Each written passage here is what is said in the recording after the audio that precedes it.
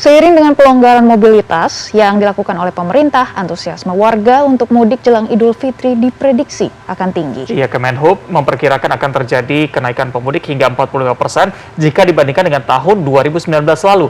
Dan kita telah terhubung dengan Ayu Rahmawati di Terminal Pulau Gebang, Jakarta Timur. Selamat pagi Ayu, apakah sudah terjadi lonjakan penumpang di Terminal Pulau Gebang? Baik, selamat pagi Reza. Saat ini saya memang telah memantau bagaimana pergerakan arus mudik yang diprediksi juga akan naik pada tahun ini. Dan menurut pantauan kami, ini dari Terminal Pulau Gebang sendiri belum terjadi kenaikan yang terlalu signifikan di pagi hari ini. Tapi ini juga dikarenakan sebenarnya pada shift jam 6 ini hanya ada satu bis saja yang beroperasi yang mengangkut kurang lebih 70 penumpang saja. Namun demikian, menurut informasi yang saya dapatkan dari Pusat Informasi Terminal Terpadu Pulau Gebang sendiri ini mengatakan bahwa sebenarnya kenaikan sebenarnya sudah terjadi. Jadi perharinya ini keberangkatannya sendiri ini penumpang sudah ada sekitar 700 hingga 800 penumpang. Jika dibandingkan dengan hari biasanya ini hanya berkisar di antara sekitar 300 hingga 400 penumpang saja. Namun kalau misalkan kita lihat bagaimana prediksi dari pemerintah mengenai lonjakan dari arus mudik 2 pekan jelang Ramadan memang belum terlalu signifikan. Hal ini juga sebenarnya berpengaruh dari salah satu himbauan dari Presiden Joko Widodo yang mengatakan bahwa sebaiknya masyarakat ini bisa melakukan mudik lebih awal dikarenakan akan terjadi puncak kemacetan yang kurang lebih akan terjadi pada tanggal 28, 29 hingga 30 April nanti. Dan ini juga diprediksi akan ada 85,5 juta pemudik yang akan berpartisipasi dan juga akan meramaikan tradisi mudik di tahun ini. Di antaranya dari 85,5 juta tersebut 47% di antaranya ini akan memakai jalur darat yang terdiri dari 23 juta mobil dan juga 17 juta pemotor yang nantinya diprediksi memang akan terjadi puncak kemacetan di 3 tanggal tersebut. Maka dari itu pemerintah juga sudah menyiapkan beberapa alternatif rekayasa lalu lintas seperti penerapan sistem one way, kemudian juga sudah ada ganjil genap dan serta beberapa truk ini sudah dilarang untuk masuk ke jalur tol di mana pusat-pusat mudik nantinya akan diprediksi akan terjadi kemacetan parah. Reza dan juga Maggie.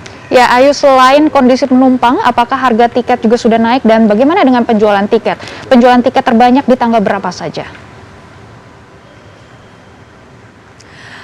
Baik, Maggie, tadi saya juga telah berbincang-bincang dengan beberapa petugas yang ada di Terminal Pulau Gebang ini dan mereka mengatakan bahwa untuk harga tiket sendiri memang sudah terpantau naik cukup lumayan drastis seperti itu. Jadi ini bisa mencapai 50% dan nanti mendekati hari Lebaran juga diprediksi bisa jadi akan lebih tinggi lagi. Dan 2 lokasi untuk di mana harga tiket ini menaiknya lumayan tinggi, diantaranya adalah Jawa Timur dan juga Jawa Tengah.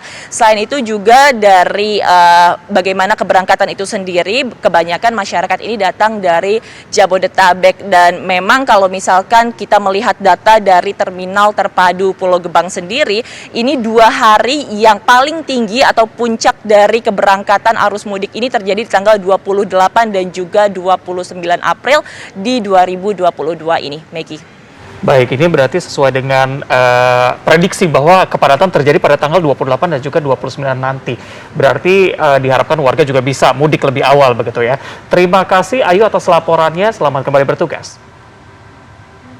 Ya, salah satu ruas tol yang akan sering dilalui oleh pemudik yang akan menggunakan jalur darat ke arah Sumatera adalah ruas tol Lampung-Palembang. Ya, produser lapangan CNN Indonesia Diego Basro mencoba menjelajahi ruas tol tersebut untuk melihat kesiapannya.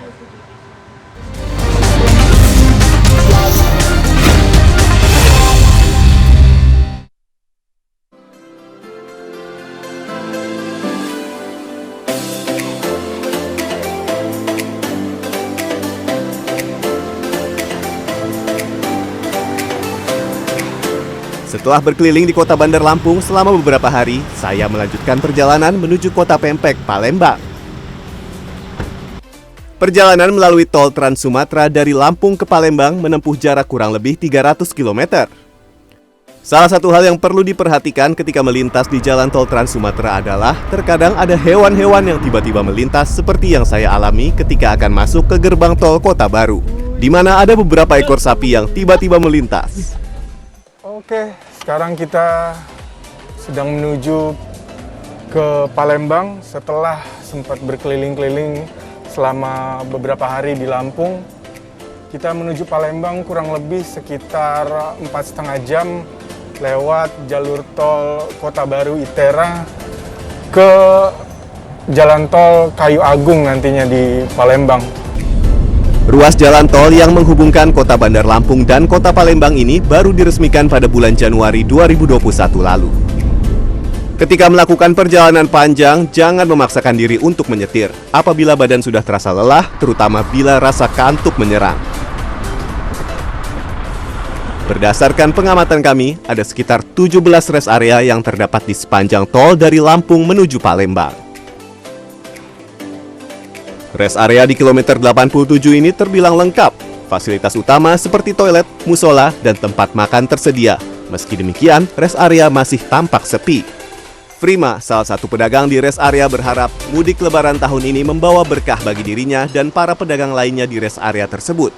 Harapannya rame lah kayak waktu nggak ada ini lockdown waktu nggak ada corona, pengennya rame terus. Jadi bisa kontrakan bisa kebayar, karyawan bisa kebayar. Di rest area ini kami sempat berbincang dengan salah satu pengendara yang juga menuju ke arah Palembang. Ia memperingatkan kondisi jalan yang buruk di beberapa bagian.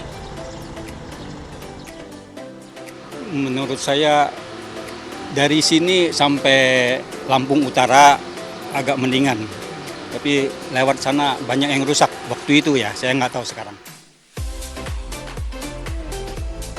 Dan benar saja, memasuki kilometer 120, kami sering menjumpai sisi jalan yang sedang diperbaiki, bahkan banyak ruas jalan yang rusak parah. Kondisi jalan yang rusak membuat perjalanan menjadi terhambat. Waktu tempuh yang diperkirakan sebelumnya 4,5 jam, pada kenyataannya memakan waktu hampir 6 jam. Tentunya kondisi jalan yang rusak menjadi pekerjaan rumah yang harus diselesaikan sebelum mudik lebaran dimulai. Tim Liputan CNN Indonesia, Palembang, Sumatera Selatan.